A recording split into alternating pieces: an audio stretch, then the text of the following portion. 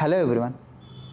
If a person becomes a deputy collector at the age of 22 itself and still hungry to crack civil services, which is happening just 1 month after securing the result as a deputy collector, right?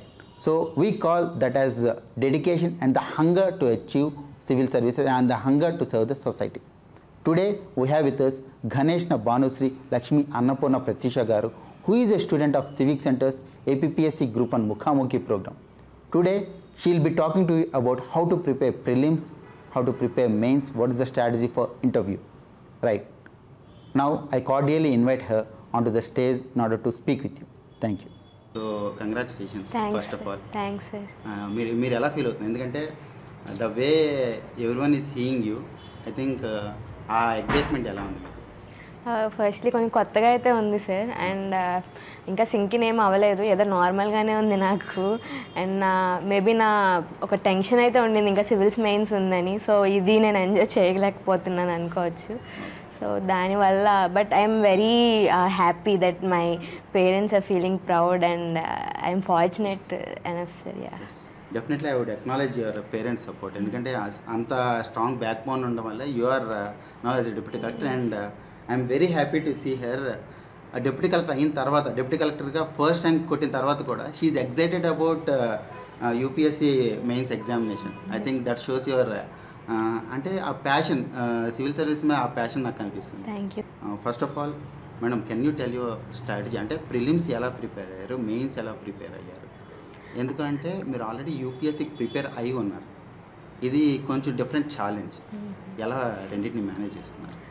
అంటే వేరే special strategy అంటే ఏం లేదు sir. Prelims అయితే UPSC నాలెడ్జ్తోనే రాశాను and paper UPSC స్టాండర్డ్లో రావడం వల్ల I was able to qualify that and I think so. And మెయిన్స్కి అయితే కష్టపడ్డాను సార్, బాగా చదివాను. ఏపీ పార్ట్ ఎక్కువ చదివాను, దాని మీద ఎక్కువ ఫోకస్ ఇచ్చాను. ఎందుకంటే ఇండియన్ నాకు కొంచెం అంటే ఆల్రెడీ ఒక టైం చదవడం వల్ల అంతే సార్. అంటే ఎక్కువ రివిజన్ చేశాను, ఆన్సర్ రైటింగ్ ప్రాక్టీస్ చేశాను అంతే. చాలామందికి ఎలా ఉంటుందంటే యూపీఎస్సీ ప్రిపేర్ అయ్యే వాళ్ళు ఏపీపీఎస్సీ, టీఎస్పీసీ ప్రిపేర్ అవుతున్నారు. ఒకేసారి రెండింటికి ప్రిపరేషన్ అయ్యేటప్పుడు ఎలాంటి ఛాలెంజెస్ ఫేస్ చేశారు and how did you overcome? Yes, challenges అంటే నేను మెయిన్గా ఏపీపీఎస్సీకే ప్రిపేర్ అయ్యాను సార్. అంటే అప్పటికి ప్రిలిమ్స్ ఉండింది, బట్ ప్రిలిమ్స్కి నేను ముందు ఏపీపీఎస్సీ కన్నా ముందు చాలా టెస్ట్ పేపర్స్ అక్కడే సాల్వ్ చేశాను సార్ నేను. సో అది కొంచెం కాన్ఫిడెన్స్ ఉండేసరికి మొత్తం ఏపీపీఎస్సీ మెయిన్స్కే ఎనర్జీ మొత్తం పెట్టాను. ఏపీ పార్ట్ ఒక్కటే చదివాను సార్, ఇండియన్ పార్ట్ నేను ఉన్న నోట్సే రివైజ్ చేసుకున్నాను sir. And that's the thing sir. Okay madam, mains ఎగ్జామ్లో ఎప్పుడు కూడా ఒక 25 పేపర్స్ ఆర్ 35 పేపర్స్ కంటెంట్గా ఎక్కువ మీరు ప్రిఫరెన్స్ ఇచ్చింది ఆర్ అదర్వైజ్ రాసిన ఆన్సర్నే బెస్ట్ అంటే రిలవెంట్గా రాశారా? ఎలాగా మీరు దేని? ఖచ్చితంగా రిలవెన్స్ అయితే ఉండాలి సార్. ఏదో రిడెండెంట్గా రాస్తే వాళ్ళకి కూడా అర్థమైపోతుంది ఈ అమ్మ ఏదో బ్లఫ్ చేస్తుంది అన్నట్టు.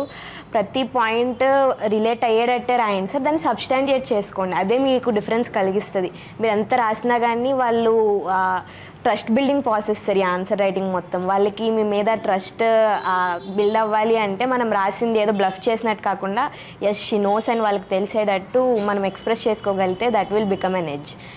ఓకే, ఆన్సర్స్లో మీరు ఆంధ్రప్రదేశ్ సంబంధించి అంటే ప్రతి ఆన్సర్ కూడా ఆంధ్రప్రదేశ్ ఓరియంటేషన్లోనే ఇస్తారు కదా, ఆన్సర్స్లో ఆంధ్రప్రదేశ్ సంబంధించిన ఇన్ఫర్మేషన్ ఏమైనా యాడ్ చేశారా? Yes sir. And AP history అయితే మొత్తం బాగా ప్రిపేర్ అవ్వడం వల్ల బాగా అనుకున్నది రాశాను సార్. ఈవెన్ ఆ టైటిల్స్ కానీ ఆ ఫ్యాక్ట్స్ కానీ అన్నీ మంచిగా రాశానని చెప్పొచ్చు. అండ్ ఏపీ ఎకానమీ కూడా బడ్జెట్, ఎకనామిక్ సర్వే, స్టాట్స్ మొత్తం కొంచెం ఇంటర్నలైజ్ చేసుకుని అవి నేను రీప్రొడ్యూస్ చేశాను సార్. ఓకే, సో డేటా అనేది ఆన్సర్స్లో ఇంపార్టెంట్. ఎకానమీకి ఇట్ మేడ్ ఎ డిఫరెన్స్.